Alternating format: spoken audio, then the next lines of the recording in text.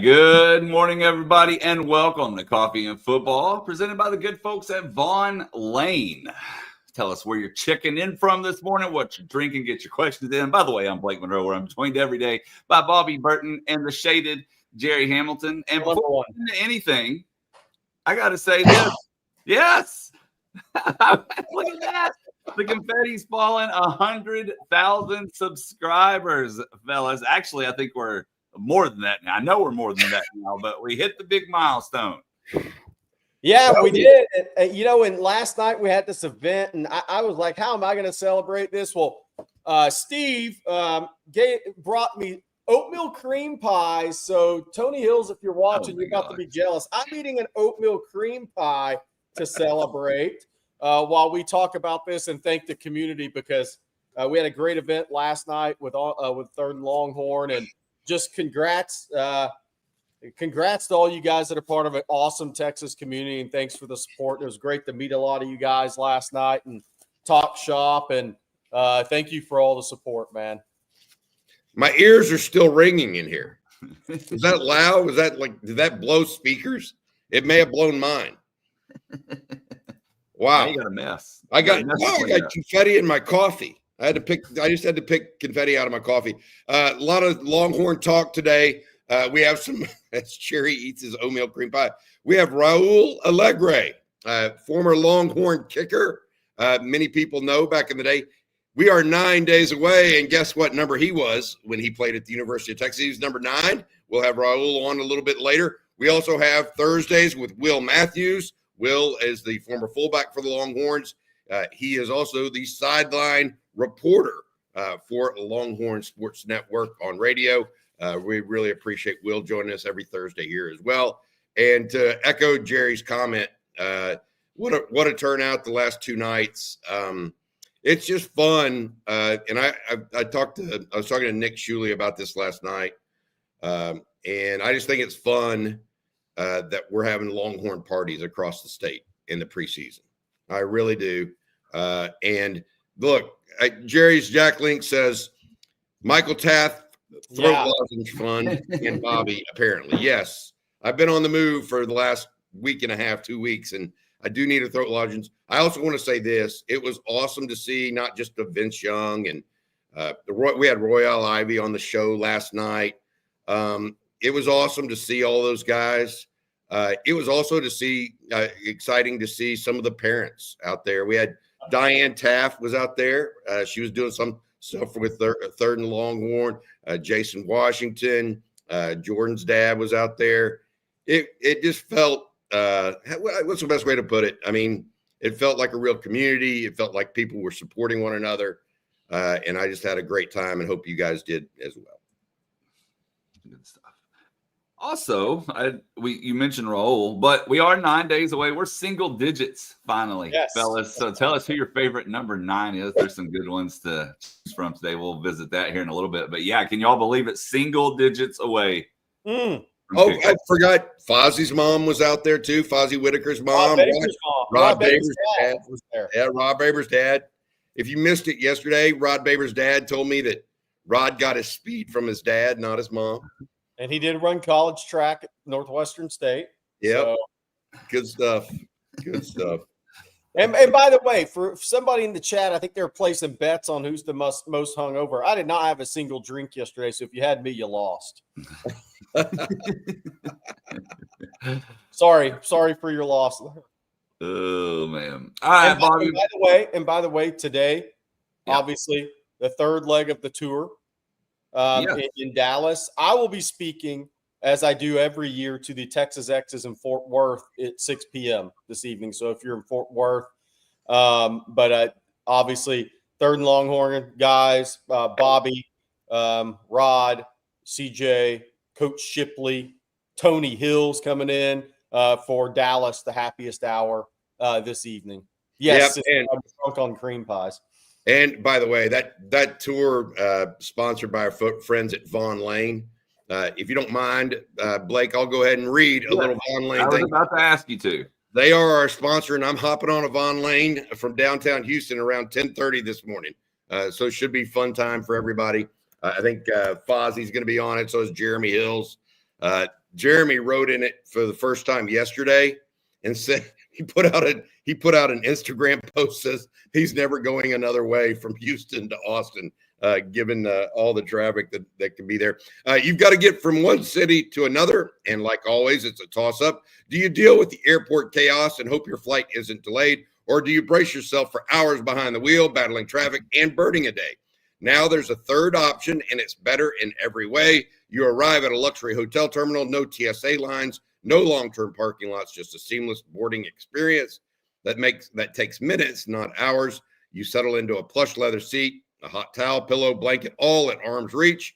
Your attendant offers complimentary snacks, beverages, and on select trips, a full meal. If you need to relax, lean back and enjoy the ride, or if you want to stay productive, there's a high-speed Wi-Fi and power plug at every seat.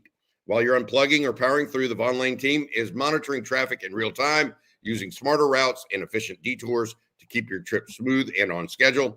And now is the perfect time to plan for your fall travel. Booking is open, so whether you're headed to a college football game, ACL in Austin, or even F1, Von Lane serves Austin, Dallas, Houston, Fort Worth, San Antonio, and in the Southeast, Atlanta, Nashville, Memphis, and now even Knoxville, as well as Plano and the Woodlands in Texas.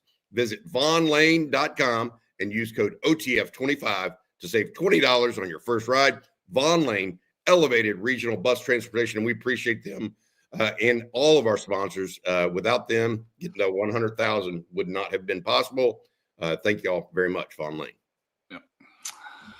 All right. It looks like one of our special guests are here, Bobby. I'm going to bring him in and let you do the introduction. Absolutely. Look, we've had Raul on one time previously. This is Raul Allegre, former Longhorn kicker, but also former NFL kicker. And I always said, if we ever get another chance to have him on, I want to have him on. And when we started doing this countdown, I guess this was, we started doing the real countdown, 3 or 4 weeks ago, Blake? I said, I made a mental note of Raul Allegre and wanted to have him back on. Raul is in Austin, I believe, these days. How you doing, Raul? I'm doing great. How about you guys?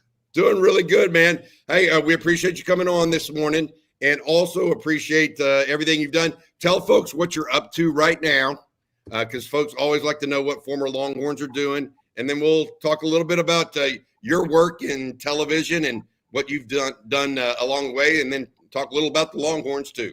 Well, I have a platform similar to what you have. It's about the NFL. I broadcast several programs throughout the week. I do a fantasy program that is going to start in a couple of weeks on Tuesdays. One sort of magazine-style football show on Wednesday evenings. I have a show with a previous show with guests on Friday evenings around 6 p.m., 7 p.m. And then I have a wrap up after the second round of afternoon games. So it's basically talking NFL. Obviously, I do my analysis in Spanish. I was with ESPN for a number of years doing that until 2021. And since 2021, I've been more or less on my own. That's fun. Hey, go ahead, Jerry. Yeah, so I want to get right into football, kind of your excitement, your thoughts headed into the season. Obviously, you attend a lot of games. You have great thoughts on the Longhorns. Before we get into the new kicker, Mason Shipley, and what's in front of him as coming out of from the portal to Texas, but your thoughts on the Longhorns this year headed into the season. Well, I'm people say cautiously optimistic. I think the talent is there. I had the opportunity this year with our Letterman, our football Letterman reunion was a little bit different than other years.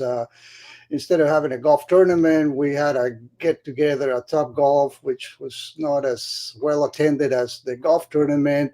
Then, of course, they didn't have the game, but we were invited to watch the practice on the Saturday when they would have had the game. So I had an opportunity to watch some of the new guys, and there's just way too many faces. And, I think my thoughts are very similar to yours and pretty much everybody else's. I mean, the talent is there. The experience on offense is lacking. I mean, we have what, 8 new starters. I was thinking, it's just the running back, whoever CJ or Wintrevious, they've been there, so you can count that as a starter. Then you have Wingo, you have DeAndre Moore, and I'm saying that Wingo started the game against Ohio State, so I count him as a starter. And then you have one lineman, and obviously Cole Hudson, who has played. I saw that the lineman, one of the things that was most interesting in that particular practice was seeing it was full pads, going the one offensive line against the number 1 defensive line. And you see some guys there that, I mean, are really good on the offensive line. You also see a lot of guys on the defensive line that are going to be, top SEC, one or top team 1 or team 2. I mean, so one guy that really impressed me was Ethan Burton. I mean, I thought nobody could block him. I mean, they moved him around, and I didn't see anybody able to block him. Obviously, Colin Simmons. So offense is very raw, but very talented. I mean, Ohio State for the first game is in the same boat, more or less. Then you have 3 games where you can actually gain some experience. But that game is going to be interesting because Ohio State is in the same boat as we are. They just named a quarterback, a couple of days ago. And the defense just look awesome. But you also have a lot of, the 2 defensive tackles are new. You have a new star position. You have a new, Gilbo moving out, just like Jade Barron did a year ago. So it's exciting, but I mean, it's hard to tell. I mean, it reminds me of 2008. It was a team that had a lot of talent, and everybody, didn't know what to make of it, and turned out to be a really, really good team. And this may be very similar to that. That's a very interesting parallel, because we didn't know Colt in 2007 had a sophomore slump of sorts. Yes. Right. And so we didn't know what Colt was going to be, but we knew they had a bunch of talent all over the place, whether it was a younger Iraq Poe and Sergio Kendall and all those guys. And, we saw glimpses of Arch last year. But we didn't see the full thing. Raul, Jerry mentioned Mason Shipley, the new kicker. We believe he's going to be that kicker, or Will Stone. Texas clearly had issues at place kicker last year, Raul, especially in key moments of key games. May have cost Texas an SEC championship. You're a former kicker at the NFL level. What is your mental suggestion, I guess, to guys they're getting ready to kick for the University of Texas? Like, what is the very first thing you would tell them about mentally going into these games and what they need to be focused on? Well, you have Shipley that had a lot of success at Texas State, and the day when we had they both kicked, they both looked just about the same. So it's hard to tell which one it would be, the number 1 choice. What I would tell them is just visualize it. It's one of the things that helps the most as a kicker is having a routine, visualize, trying to see yourself in pressure situations. And Stone, he he's been there now. It's going to be his 4th year, correct? Yes. Well, he's been a good kickoff guy. He got to kick in the semifinal against Ohio State. I'm sort of concerned why, after 4 years, he's not the number 1 kicker. I don't see him on a daily basis, so there's obviously something that hasn't closed the deal for him. So I would love to see them both side by side, and not just two, three isolated kicks like it happened during that scrimmage. But going there, just think of what you're going to do when you're going to get in the game. Try to picture yourself as best as you can, because they both are going to go into a very hostile environment, a lot of noise, and a game that can have implications down the road. I mean, you can still lose it and obviously end up making the playoff, but it will tell a lot. And as you said, last year, kicking was shaking and punting was shaking too. So, both. I think that's probably the one weakness that the team had a year ago, more than anything else, because the punting, it just never helped the defense. The defense still. Can you imagine? If that defense would have had a punter like Georgia had, the guy that got hurt in the championship game, I mean, they would have been awesome with the field position and they had a lot of turnovers as it was. I think they had something like 33 or around that, but they were starting. They were, the other teams were starting on closer to the middle of the field than they would have started if a more capable kicker had been doing the punting. But no, it's a tough situation, and it's hard when is Texas State is not Texas is a different comparison. Opening your first game at Ohio State is a lot tougher than if you open against Colorado State or UTSA or one of those where it's not going to be as intense and it's perhaps at home. So the best thing that you can do is just to visualize.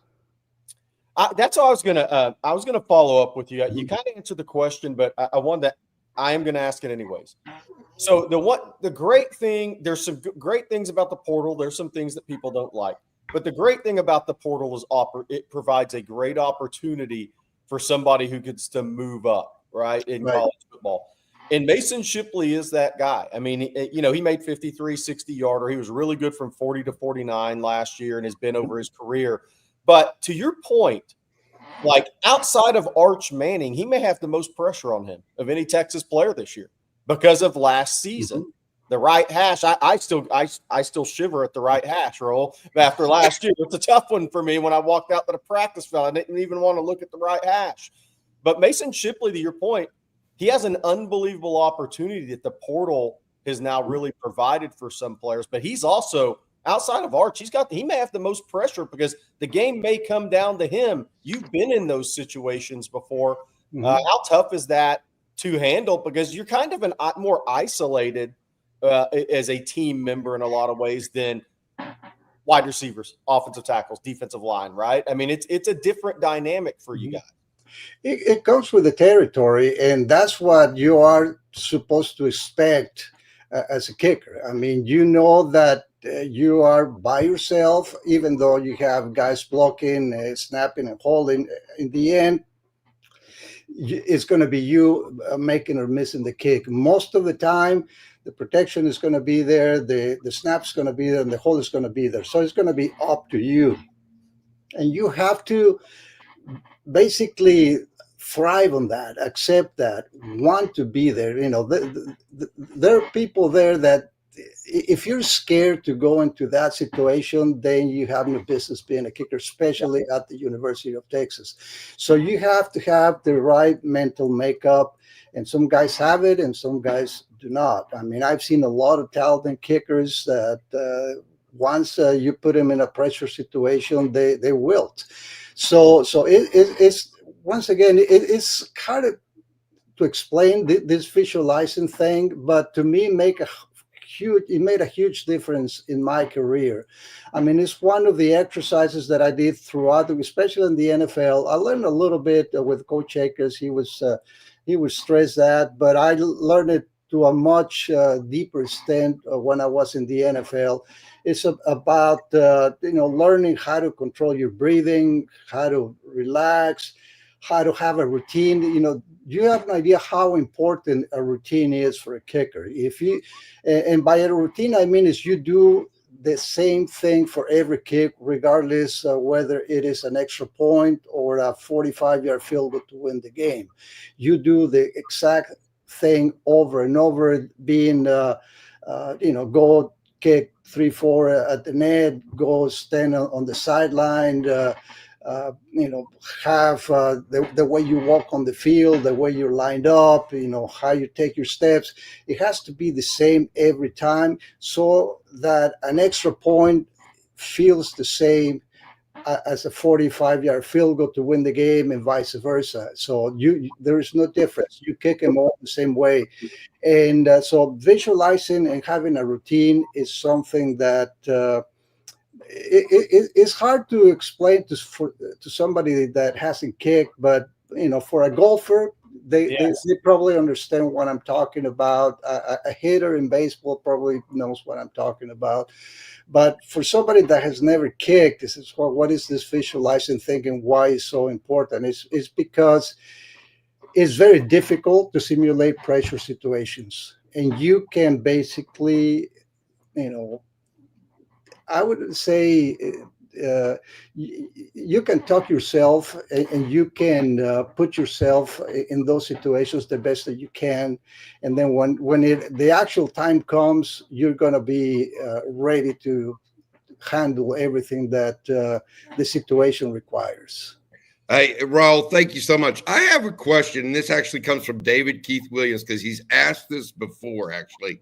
And it was literally, I wonder what Raul's view of punters, and they are recently, only in the last 5 to 10 years, really, punters have now become the holders on field goal attempts instead of a Jordan Shipley or a backup quarterback.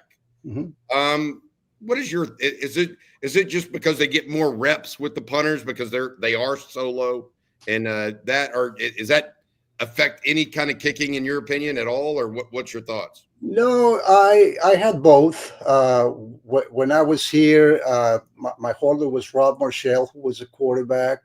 When I was in the NFL, Ron Stark was a punter, and he was my holder for the first years. Then I went to the Giants, and I had Jeff Hostetler, then Jeff Rutledge, and then Jeff Hostetler, and then the few games that I was with the Jets, I had Louis Aguirre, who was a punter. So I had both. The advantage of having a punter is that, and now when you have a long snapper, is that you can have a lot more practice with those guys and get more into your rhythm. With a quarterback, you just get them before practice and during team sessions, and pretty much that's it. With a punter, you can get him all the time. I mean, I'll tell you a story from the NFL. I'm not going to name names, but we didn't have long snappers back then. This is 1985, and I wanted to do some practice during the spring. Well, the center charged me to go snap for me. I had to write him a check, every morning. It didn't charge much, but I wrote him a $20 check every time that I wanted to go out and kick. Of course, Ron Stark would do that, but with a long snapper, it is their job. So it's something that, their livelihood depends on being good snappers. So they want to practice with you. Yeah. Raul, thank you so much. And what is the name of your channel for Spanish-speaking folks out there that want to dig in on the NFL with you a little bit? What's the name of your channel, and give it a plug, please? It's Especialistas del Deporte. It's like the sports specialist, and we do several sports. Obviously, I do the football part, and the football part is primarily NFL, although I talk a little bit about college football. Wow. Raul, thank you so much. Best of luck to you. Number 9, Raul.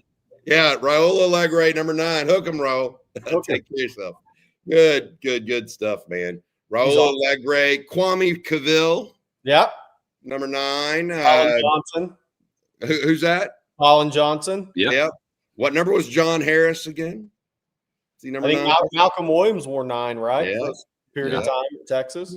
I'm sure we're missing some through the years. Jarrett Gibson on the current roster. Yep. I'm sure. Yep. Jonah Williams. Jonah Williams is number 9. Yep. He may not have put on the jersey yet, though. He's still sidelined. See what happens when you're hurt, you've forgotten about really quickly. Oh, that's true. Hey, that is really true. That is really true. Marcus Myers, Bobby Tatum. Marcus Myers brought back a name. Was he Fort Worth Dunbar? Bobby Tatum, I believe, was a highly recruited defensive back out of Fort Worth Dunbar. Good one, Marcus Myers. I hadn't thought about that name in a long time. Devin Duvernay was 6. Yeah. Let's see here. Before we get to our next subject, Bobby, I'm going to go ahead and let you tell everyone about one of our favorite sponsors, and that's Ridge Wallet. Love me some Ridge Wallet. With more than 50 colors and styles, Ridge Wallet isn't just functional, it's personal. This is a product I use each and every day. It is my wallet of choice. Whether you want sleek, black, forged carbon fiber, a wallet that features your favorite NFL, college team, whatever, or want one that just matches your vibe, they've got you covered. Ridge isn't just about wallets. They create premium everyday carry essentials like key cases, suitcases, rings, all built with the same sleek, durable design. No matter what you pick, Ridge has free shipping, a 99-day risk-free trial, and a lifetime warranty on all products. So if you're ready to upgrade your wallet and maybe your ride, listen to this, for a limited time only, head to ridge.com and use code ONTexas at checkout for 10% off your order and a chance to win Ridge's biggest sweepstakes ever. A Lamborghini Hurricane Storado, a Hennessy Velociraptor, or $100,000 in cold hard cash. No purchase necessary to enter, but every dollar you spend gets you more entries. That's ridge.com. Use code ONTexas. After you purchase, they'll ask you where you heard about them. Please support our show and tell them OTF sent you. That's Ridge Wallet. Really is a superior product, in my opinion. Yeah. Okay, there was some news that came out. I believe it was yesterday afternoon here. And Bobby, I hate to keep making you talk, but I'm going to do so as there's a new president. Yeah, this is awesome. I'm happy for him. Jim Davis, who is a Longhorn grad, by the way, undergraduate, and a Harvard Law graduate, he had been the interim president following Jay Hartzell's departure to SMU. Jim Davis has been named the 31st president of the University of Texas at Austin. Hats off to him. We hopefully will have him on someday here on the show and get you guys to meet him. But Kevin Eltife and the Board of Regents made that decision yesterday. Hats off to Jim Davis and congratulations. I think he may be the first UT undergraduate that has ascended to the presidency chair. There've been guys that have graduate degrees from Texas that end up being president, but we'll see what happens. I got to look into that a little. I am not an expert on UT presidency history. I know more about Raul Allegre's history at Texas than I do the university presidents. All right, we're going to give Bobby's voice a break real quick. Spanish Steve has a question. Yes, if you had an oatmeal cream pie, you couldn't talk. All right, hey, Jerry, what would have a bigger impact on recruiting, winning in the shoe or Athens? Really, really good question. That's a really interesting question, Spanish Steve. I think because of the buildup, this game at Ohio State. And now, again, NIL impacts recruiting so much. But I think nationally as a whole, I think this game at Ohio State, there's such buildup around it that you might get more ROI in recruiting from this game than even at Georgia this year in a weird way. Texas, Georgia, obviously, that one means a lot for Texas fans to get over the hump, beat Georgia, I think, after the 2 games last year, especially the heartbreak at the SEC championship. But from a recruiting perspective, from a just national, the whole country, I think Ohio State would be really, really big for Texas because I think it's going to be maybe as viewed as any game in college football this year before the playoffs and national championship. So I would say there's going to be more eyes on Texas at 11 a.m. on August 30th than maybe any other game, depending on how far the Horns go this year. I mean, there's so much hype around Arch Manning, Ohio State being a returning defending national champion, Caleb Downs, Jeremiah Smith, all the big guys in this game. It's going to be tough to have a bigger one than that. I would say something about I'm hoarse. Yeah. Here's one. I want to say this. I actually think if I put it in order for recruiting, I'm not sure Florida, the game at Florida, isn't just as important as the game at Georgia. Texas has a lot of momentum in Florida right now. I think that's 2A, 2B. I'm not sure I know for beating Georgia would be massive, right? Because you got to beat the man to be the man. But from a pure recruiting standpoint, man, I mean, Florida's going to have there's going to be a lot of hype around DJ Lagway this year as well. Texas has the number one quarterback, running back, and defensive lineman in the state of Florida committed. I'm going down there to see kids here in 2 or 3 weeks, and one of those is one of the best players in the country. Max says it's Georgia. Don't overthink it. I think it's closer than people think, but I put it Ohio State 1, Georgia 2, Florida 3. Okay, let's see here. We got a lot of super chats we need to get to. MP Houston, thank you for your super chat. Says 100,000. Now Bobby eats a mayo corn dog, no debate. Nah, he won't. Ain't happening. He's going to speak. Arch and Sark need to co-hoist the trophy, and it will be at that minute I'll acquiesce to that demand, not before. I am very happy though. I mean, look, 100,000 is a big accomplishment. It would not be possible without so many people. I mean, Blake, you know this. Blake, you're our morning producer as well as the host. I want to say a special thank you to our producer. I think Matt Hutchison, guys, he does everything behind the scenes for us. And I just can't say enough about the guy. He has worked really hard to make all this possible. Y'all just don't get to see him. So my hat's off to Matthew. I was thinking about him this morning whenever we crossed this threshold, because he's been there from subscriber 1. So I appreciate you guys very much. We got a couple of others kind of along the same line. Cisco Diaz, thank you. Says DKR amount of subscribers. That is crazy to think about when you put it like that. Travis Cadell, happy 100,000. Much love to you guys. Hook 'em. And I thought there was 1 or 2 more here. Jeff Carey says 104,000. Thank you, Jeff. Appreciate that. And then we'll go back to some regular. One more. I'm sorry. R. Gilbert 33. My apologies. Says congratulations. 104,000 subscribers is fantastic.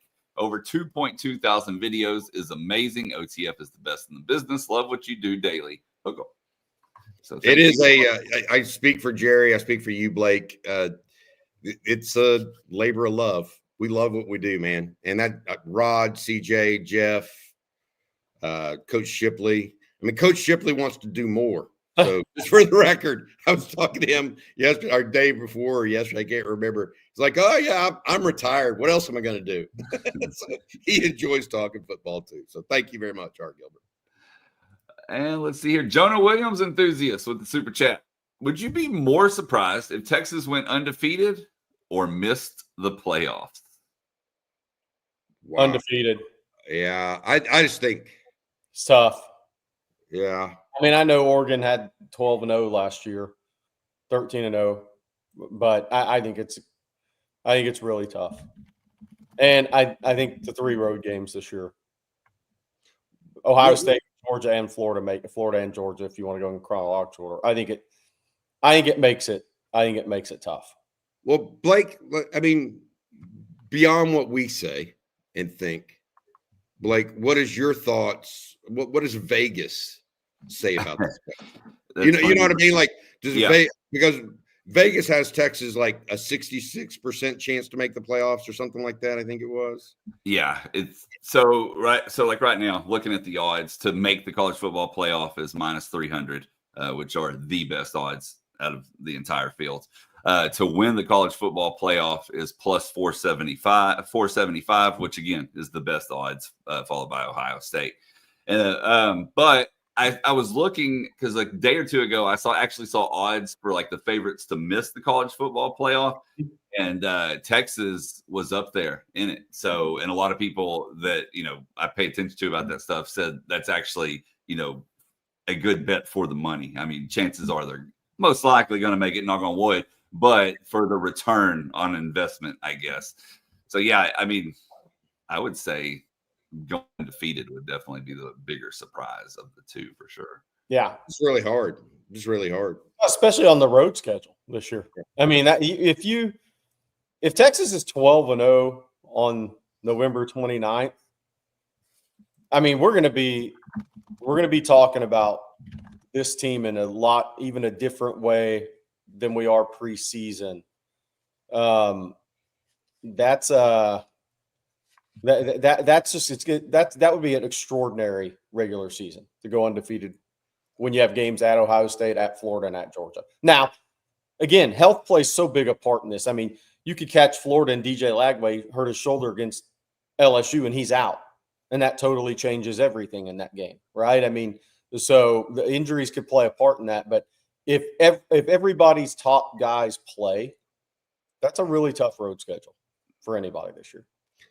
Let me ask you this, and just a theoretical as we're talking about this kind of football discussion. Wouldn't you rather, at some level, wouldn't you rather your team have lost one game going into the playoffs than being 12-0? Because at least they'll have had, like, I get the feeling, like I almost think about to the Patriots when they were undefeated going into playoffs, lost to, I think, the Giants in the Super Bowl, right?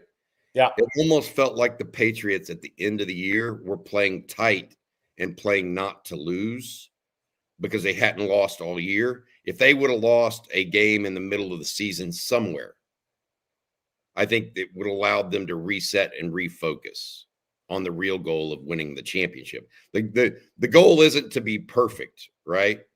The goal is to win the national championship. And whatever circuitous route you take to get there, I think that losing one game is not a death knell and actually can be very helpful for teams. It helps the best teams, in my opinion, actually refocus. Yeah.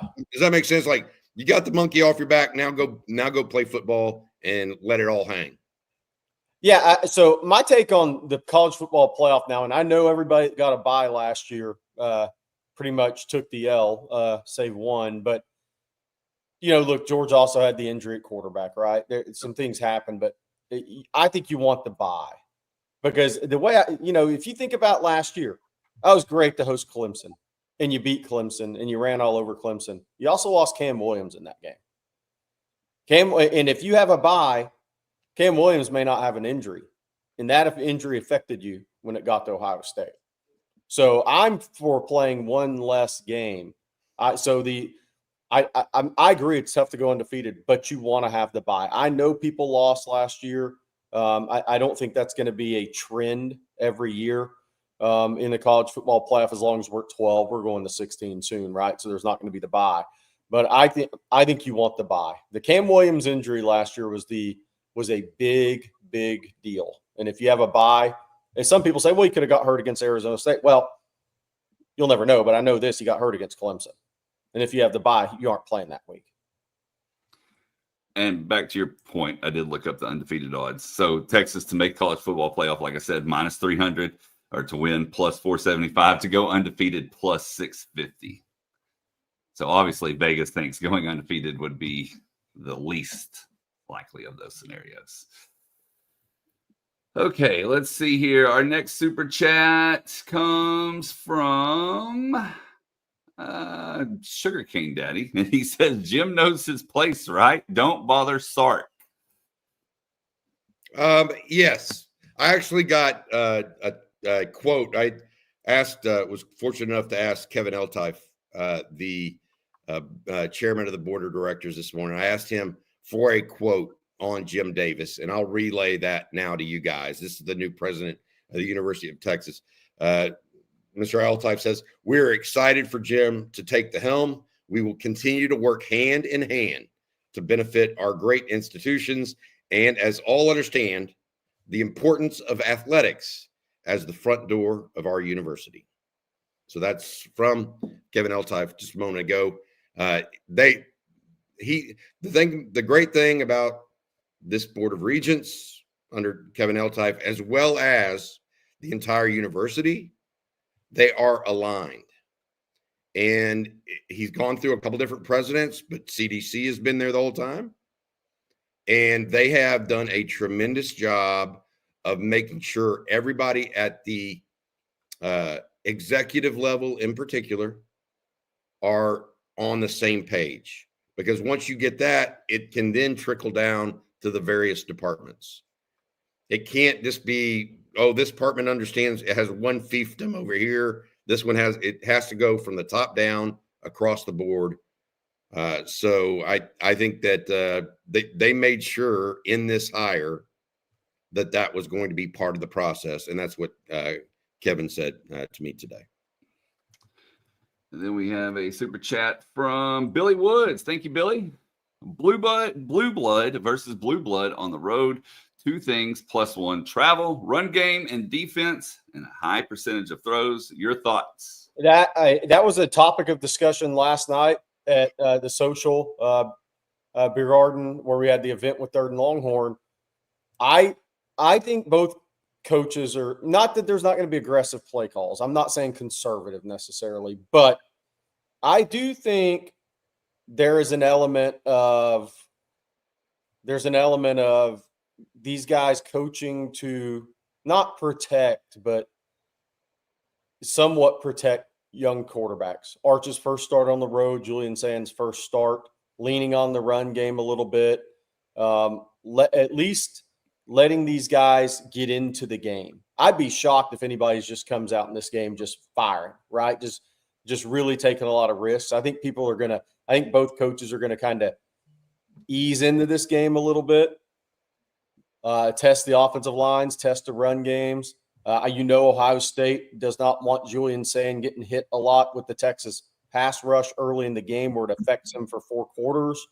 I think there's going to be a lot of, and obviously Sark, 85, 90% of the time throws up the first play of the game. I'm not saying he's going to sit there and run power the first play of the game. I'm also not saying he's not, but I do think there's going to be a little bit lean more on the run game, condense this game a little bit, Bobby, and let your defense do some work in this game until you're forced otherwise. And I'm not saying conservative game plan, but I think there's going to be an element of that with these quarterbacks. I think both teams have some dudes now. Yeah. I don't know that we know exactly how it. I mean, you can draw it up, but look, if they see Ryan Williams on a deep post or they see Jeremiah Smith one-on-one, all bets are off about what these coordinators or offensive coaches will call. That is one thing. These are 2 blue bloods with great talent. There are also 2 blue bloods with offensive head coaches. Yeah. That's an interesting twist, I think. Well, Will Matthews joining us here in just a moment. But before we get to Will, I need to tell everyone about one of our sponsors today, and that's Prize Picks. We make decisions every day, but on Prize Picks, being right can get you paid. And with football now here, it's time to make that money. So don't miss any of the excitement this season on Prize Picks. Prize Picks is simple to play. You just pick more or less on 2 to 6 player stat projections. If you get your picks right, you can cash in and win up to 2,000 times your money. It's the best way to get in on the sports action in more than 40 states, including California, Florida, Georgia, and of course right here in the great Lone Star State. And I've said it all week. I'm keeping my eyes on some former Longhorns this season, including Bijan Robinson and Xavier Worthy. They helped me out a ton last season, hoping they help as well this season. But of course, it's not just pro ball. They have college football as well, including starting this weekend with Kansas State and Iowa State. And they're running a special right now. So you can get Kansas State's Avery Johnson. They have a max discount on him. He just needs 1 or more passing yards, and you nail that pick. So come join me on that action. Make your picks in less than 60 seconds. Turn your sports opinions into real money all season long on Prize Picks. Join millions of users and sign up today. Just download the Prize Picks app. Use code ONTEXAS, and you're going to get $50 in lineups after you play your first $5 lineup. That's code ONTEXAS to get $50 in lineups after you play your first $5 lineup. And that's Prize Picks. Run your game. How funny would it be if John Mateer used the On Texas code? That's terrible. That would be so. In fact, he should. I'll just put that up. Will, let's bring Will in. Good morning, Will. Oh wow, that was great, Jerry. That's pretty good, bro. How you doing, Will? Welcome to the show, man, and appreciate you joining us every Thursday here. 9 days away from the Longhorns. I know you've been around and been thinking about this. Anything top of mind for you right now? I can't really overlook the importance of what CJ Baxter brings back to the team. I mean, his leadership ability without playing is so important, but when he is on the field and what he brings to the team and what's possible, who knows how it's going to look once the Bullets go live 9 days away right now up there in Columbus. But just what he's been able to do, I know that's brought a whole nother level of hope and excitement, especially to the guys who might be on the outside wanting to get back in the game. There's opportunity, and that guy's getting it done. Super proud of him. Hey, Will, I wanted to ask you this. There's a difference in a locker room before a game versus, no offense, Sam Houston State or UTEP versus Ohio State, Michigan, those games. For the fans that have always wanted to know, talk about the difference in those locker rooms before a game and kind of you guys as a team, how that is really different. Yeah, and Jerry, you're so right. Like, so many coaches and everybody's going to tell you it's not different. It's just the same. And we're going to go in every week. And I wish that was possible, but it's just not how it works. Guys get up for games like this. And I think Coach Sark's opportunity here is to try to help the guys not get too excited about this one, is to kind of bring them down, let them settle in the moment and not miss how grand this is, because these are the type of games that will allow you to eat for the rest of your life. Every time we look back to 2005, who do we look to? Lyman Swede. That name comes up for catching that ball in the end zone. Vince Young and that team and what they were able to do. So people know the importance of the game. I think just what the guys have to do is remember that, they're 19, 20, 21. This is a big stage, and it's going to be the biggest stage, but that's what you're doing this for, right? Like, that's what you're signing up for. And if guys can't get ready for and excited for Ohio State, they shouldn't be playing the game. And the difference between that and San Jose State is you want to get up in the same way for them. You got to make sure that, you're not wafting on fumes for a game like that. But, these guys are locked in and they're talking about the right things, doing the right things. And I think they're going to be ready. Will, I've got to get going here. I've got to go catch a Vaughn Lane up to Dallas here at 10:30. But I want to say this. I want to say this and ask you this. Those games you're talking about and how players get ready for them mentally, what's the picture? I mean, what are they trying to think about? Are they thinking about, hey, this is my chance to go make a lifetime of memories? Are they trying to do that while also focusing on the minutia of a game plan? Or is it kind of all of the above? Yeah, it's all the above. I know back from when I was playing, and I tell you, every guy who gets on here will tell you this, you have no idea the moment until you look back. I think that's to the advantage of the guy, because if you understood how big this moment was, you may be overwhelmed by it. But what the difference really is the leadership on the team. Even though the team is a bit younger, there's some leadership and there's some guys who played in those big time games. They've gone up to Michigan last year. They've seen and felt what it feels like to play the kind of teams that you have to beat to be in the conversation. And the difference will be, especially for those young guys, is like the first time they walk out onto the field and they look up into those stands and they know that if they play right and they do their job, this stadium will be filled with Longhorn fans. At the end of Michigan, when we were up there, it was Longhorn everywhere. And that's awesome. And that's what you know that on the road, you can make them quiet. You can make them quiet, and you can turn a hostile place into silence. Peace and serene is what those guys should be focused on. Listen to your music, do your thing, trust your coach, trust your teammates, and get it done. Hey, I'm going to let you guys go. You guys continue with Will. Will, you have a good one, man. Hook 'em. All right, so Will, my question to you is, obviously the talk nationally is about Arch Manning starting against Ohio State, first road start, all this. But Julian saying, I mean, look, first ever start is against the Texas defense. And one of the best pass rushing defenses in the country. And hopefully in 14 weeks, we're saying it is the top pass rushing defense in the country. But Julian saying at least gets the home field advantage. But what are some keys for him when you look at this game from his perspective against Texas? And what does Texas need to do to affect him most, you think? Yeah, and I think mentally going into this game for him, he is probably trying to do what we were just talking about, is frame the moment in a way to know that this is a big deal, but I'm ready for this time.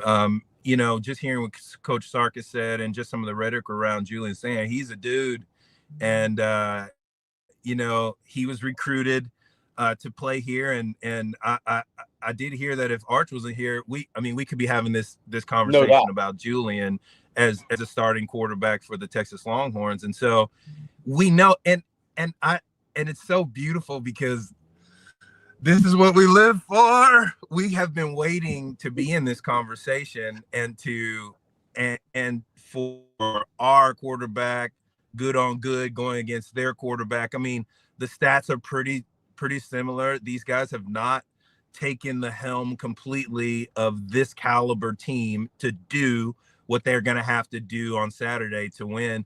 It's going to be tough for Julian. I think the thing that their Texas defense is going to do, and they do so well, is masquerade the defense. Ghost defenses, moving people around. We finally have the players on the back end, on the front side, where you can move that 3 to a 5. You could put somebody on the edge. You could pull the edge back, playing linebacker, moving around with Trey Moore, Colin Simmons, Anthony Hill. Like, how are you supposed to defend these guys on the defensive side? And so, good luck to the man Julian. He's got his work cut out for him. And if we look on the other side, Arch has the same thing. And so, them being at home, they get a bit of advantage and a lift there, but 18 and brand new quarterbacks against the first team, the starting against the number one team in the country. 0-18 is a hard stat to overcome, and in a couple of days, I hope we're saying that he wasn't able to overcome that one. Exactly. Last thing I got for you, Will, and thanks as always for the time. You'll be on with us every Thursday during the season. When Sark said, this was one of the top popular topics the last two nights at our get-togethers in Austin and Houston. When Sark said he may play upwards of 30 defensive players in the first half against Ohio State, what was your takeaway from that? Because that, when he said it, I feel like we have 16 starters. I was like, oh yeah, that's easy. You can just count the Brad Spence as the second team guy and get to that number pretty quickly. But saying you may play 30 defensive players in the first half at Ohio State in a 1-3 matchup that seems like a really confident statement in your roster defensively. And Jerry, you hit the nail on the head right there. That's confidence in your team. The first scrimmage, all we heard coming out of camp was that the defense smoked the offense, and that comment aligns with what happened. He's got 30 guys that he thinks that he can play. And we know the roster. That's a lot of young guys. That's a lot of guys from the portal. That's a lot of guys who played no snaps as a Longhorn last year. To come in and fit into this defense, to have a place and to be trusted against the top 5. I mean, it depends on the poll where Ohio State is, but to play at that level on the road, Jerry, on the road. That's You know how unbelievable excited that statement makes me as a Texas fan, that we've got 30 dudes who can play against Ohio State at their home in the first half. I think there's going to really be an interesting, so you can't fake live reps. You can't substitute those. And for coach to be able to play that many guys, no matter what happens against Ohio State, when we look at Arkansas, A&M at the end of the year, I wonder who's the cream of the crop and how that's going to come. These young guys are going to play. They're going to play a lot. They're going to have a significant role. And if Sark believes in them in that way, we're going to have a good team for a long time and for many years. I'm excited about that comment. No doubt. Absolutely. That's Will Matthews, lifetime Longhorn, works the sidelines for Texas radio on game day. He'll be flying up. Flying up to Columbus next Friday or Thursday? Yep. I'm going up there, but crack of dawn Friday morning, and I'll be there midday, and I'm just going to be there, just excited, ready to go. Jerry, there's a happy hour or something going on. What you doing? That Bobby CJ will be there. I'm not going to be at that game. I'll be down I'll be at Florida more than likely, or Georgia. But we're going to have a happy hour Friday, and we'll let you know all the details on that one. Thank you very much, Will. Sure. And also, look, he's also my favorite marathon guy, man. I mean, I forever give him credit for running marathons, because it's something you can't run marathons with oatmeal cream pies. Will. Oh gosh. Well, when you're on the race and you're running, that's all you want to eat, though, is that candy and the good stuff. So maybe cream pies will get you across the finish line. Maybe I'm in. All right, thanks, Will. Thanks, Will.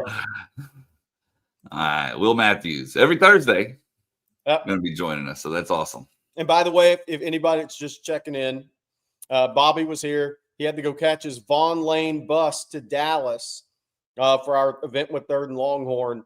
From Houston to Dallas, he's riding Vaughn Lane today. Jeremy Hills wrote it from Austin to Houston yesterday. I'm leaving after the show. I'm headed to Fort Worth. I'm speaking at the Fort Worth, Texas Exes tonight. So 2 great events in Dallas. Yep, definitely. All right, we got more super chats we got to get to, Jerry, before we get out of here. Randy, I will see you there. Brett Mayfield. Texas is going to be up 24-10 in the Natty with 4 minutes left, and Bobby is going to be warming up some corn dogs. That'll be a joyous occasion. Jenny's going to be warming them up, and I don't know who's going to hold him down and make him eat it, but that's what it's going to take. But he has to. The pressure it's not going to be voluntary. That much we know now. Yes, but the peer pressure is there. It's all we've talked about for like a year now, so he'll have to do it. All right, Matt Hanley. Good morning, gents. Jerry, is Kennedy Brown, is he Banks 2.0? What's interesting about 2027, I actually just put out a little OTF super team on ontexasfootball.com.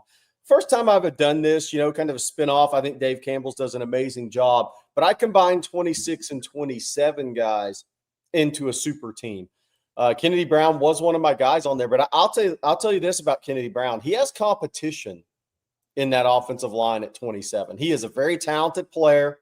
I know where he's ranked early on, headed in the junior year. He's got that 83, 84-inch wingspan, super long arms. Best prospect Kingwood High's had in a long, long time, by the way. They've had some great baseball prospects and were really good in hoops for a while. But Kenny Brown is going to be one of the top offensive linemen in the country. But I will say this, inside the state lines now, Ishmael Kamara at Gilmer, I think, has huge upside as a prospect. Brian Swanson at South Oak Cliff, he's not talked about as much. Don't sleep on him. I think those 3 guys, I think it could end up any way as far as the rankings go with those 3 guys. I think Swanson's really, really good, by the way. I think he's going to have a big year at South Oak Cliff. And then you have Peyton Miller at Anna as the center, the top center interior guy in the state in 27. But Kennedy Brown's really talented, but he does have competition. And so Kelvin Banks, the big thing Kelvin Banks did from junior to senior, he was always tremendous in pass pro, really coached up by lifetime Longhorn Kenny Harrison at Summer Creek, really good offensive coach. Port Arthur Memorial with Jamal Charles, all those guys for years, now at Summer Creek. But Kelvin Banks' physicality, if you go watch his junior huddle to his senior huddle, his physicality went up about 10 notches in the run game from junior to senior year. And I think Kennedy Brown is on a similar path to that. We'll see how it turns out. But again, as far as the 27 guys in state, he's got competition. The rankings may not reflect it right now, but Kennedy Brown, Ishmael Kamara, Brian Swanson, those guys are all very high-level offensive tackle prospects. We have a pair of super chats, Jerry, from Jeff Carey. Thank you, Jeff, for both of these. His first one says, I'm revising my prediction of 103,000 by October to 150,000. Good Lord. By the end of October. Congrats. Jerry Hamilton is awesome, Jeff says. Well, bring it home, Arch. And then he also said Blake's unmuted streak and Jerry Hamilton's good looks pushed OTF over 100,000. Combined effort. I don't know. I look best with gooders on and nobody looking. Then we have a super chat this morning from Robert. Thank you, Robert. He says, so Blake, what does Vegas say about the over-under of you hitting 50 days unmuted? A day at a time, Robert. Wow. A day at a time. Wait, what would that take us to? That would take us to September. That'd be like game day, like San Jose State.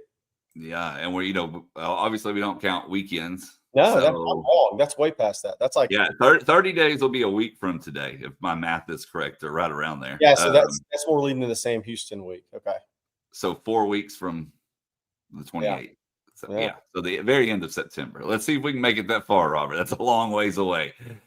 And then we got one here from Jesse, Germany. Thank you, Jesse. He says, what does Jerry think about all these schools like Auburn claiming national titles? I follow because Jesse Germany got this started in the chat. So I've been following the chat on this, and it's pretty funny. Look, we've been so busy this week. I haven't really studied up on it, honestly, but I can just say this.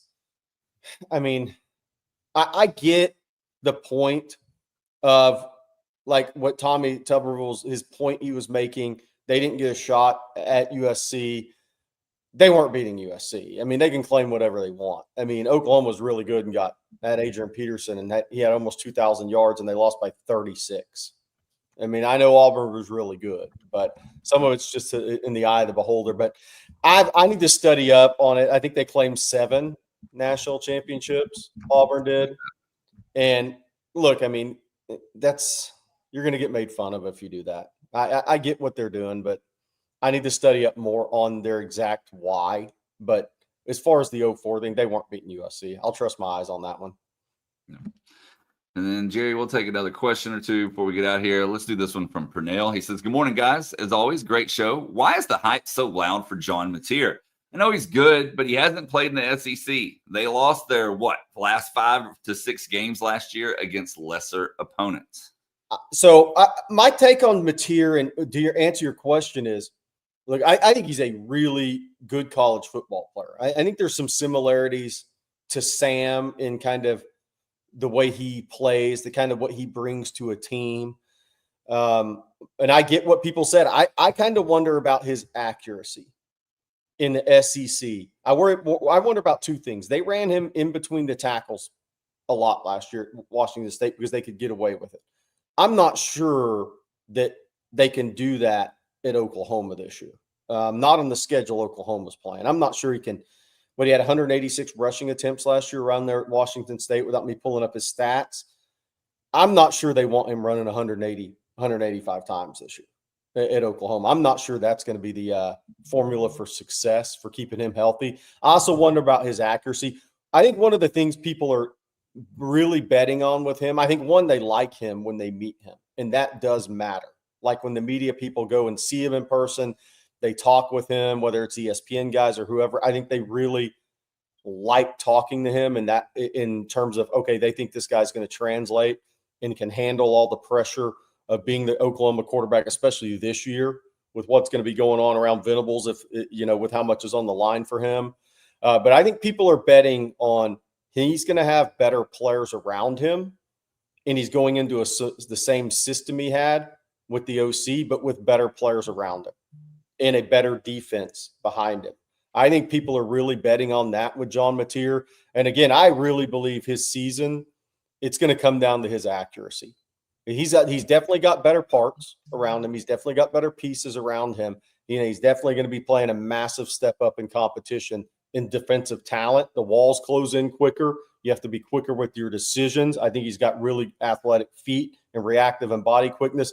I think it's really going to come down to his accuracy this year. And I wonder if he's going to be accurate enough down in the intermediate and down the field to pass the test that people think he's going to pass with ease.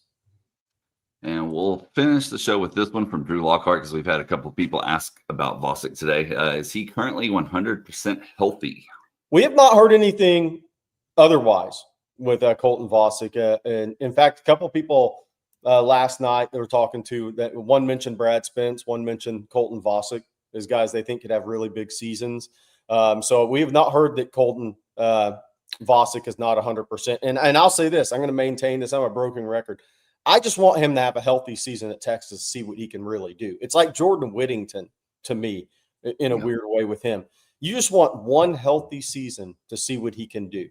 Because I believe if Colton Vosick has one healthy season, then he becomes an NFL prospect. I think he's that level player. And I think he's an all-around. I think he can be a three-down player. I just want him to have a healthy season to see what he can do. He's in a perfect position this year too, because Ethan Burke is your starter. Then you get to come in and play against that same offensive tackle after that guy's already played a few snaps. And as the game goes on, that wears on those guys when you have your depth. Colton Vosick's in a great position to go out and have 30, 40 tackles, 6, 7, 8 sacks this year if he has a healthy season. I think he'll produce that much if he's 100% healthy all year. And we'll close on this. A comment from D Money Can't Get Money. Just want to say you guys are the best. Thanks for making my work morning better every day. Well, thank you, D Money. Yeah, and thank you to everybody. It's a heck of a lot of fun. And I can't thank you again to everybody. I'm hitting the road going to Fort Worth. Y'all, I say this all the time, but like I'm going to, after the San Jose State game, I'm hitting the road. I'm going to go to Florida, see Diabell, Derek Cooper, James Johnson, a couple of younger kids that are going to be on the radar for Texas fans in the coming years. But it's really all you guys that, keeps the adrenaline going and makes it, I love going out on the road and I love seeing the kids. But the YouTube, where this has grown, it's given me the opportunity to bring it to you guys in this form as well. Well, that's an interview with the kids, coming on here talking about it, maybe showing some clips from when we were there. I think it's so much fun. And what you guys do that's underrated is you help me continue to get excited about it. I love doing it, but it does mean something when you guys come up to me last night and the last couple of nights and say, thanks for going out on the road, doing all this stuff. And they're like, we know you love doing it. Yeah, I love doing it. But this business has changed so much in the last few years.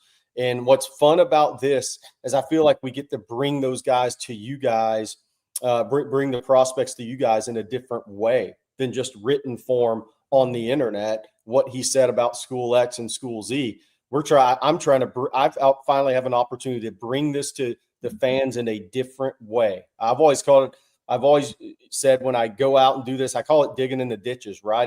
That's just a term I use where I go out and I just try to find info on it. I may talk to the trainer about the kid. What's he like as a kid? I may talk to, if you walk into a school and you see a school counselor, hey, do you know player X? I've done this so many times over the years. What can you tell me about him as a guy? I just try to attack this job when I go see kids like college coaches do. And what this YouTube platform has given me, CJ, everybody that does this, the opportunity to do is bring it to you guys in a different way. And I love doing it. And I can't wait to hit the road again and see everybody in Fort Worth tonight. Obviously, Bobby, CJ, Tony Hills, Bob Shipley will be at the Dallas Social with 3rd and Longhorn. I'll be at Fort Worth, Texas X. I speak there every year. Can't wait to see you guys tonight. Okay. Well, that's going to do it for today's episode of Coffee and Football presented by Vaughn Lane. We want to thank them along with Prize Picks and, of course, Ridge for sponsoring today's show. As Bobby said, a big thank you to Jerry, said thank you to everybody for all the support, for tuning in each and every day. Don't forget to head on over to ontexasfootball.com as well. Remember, we can't be live all the time, but you can check us out on ontexasfootball.com. Use promo code OTFOG when you sign up. and become a member today. You can get a full year. If you use that promo code for $39.95, you'll get a full year of access. That's for new subscribers only. Hey, bring up CJ Vogel's Twitter real quick, if you would, before we get out of here. For everybody on here, CJ is at the North Crowley scrimmage right now. They're scrimmaging Allen at 9:30 this morning. He doesn't have it yet. He doesn't have it yet, but No. so CJ Vogel, go look up his Twitter. He'll have some stuff, some clips of Turntine, some other guys, Jerry Outhouse, the 2027 corner, the 2028 receiver, Demarion Mays is going to be one of the best in the country at North Crowley. And he'll have some stuff on John Turntine coming up today. That's right. And that's CJ Vogel _OTF on X. So yeah, he's saying he can't get it to upload. So go check that out. He'll get it there eventually. Well, we will be back same time, same place tomorrow morning. Hope you all have a phenomenal day today. So for Bobby Burton and Jerry Hamilton, I'm Blake Monroe, and we'll see you then.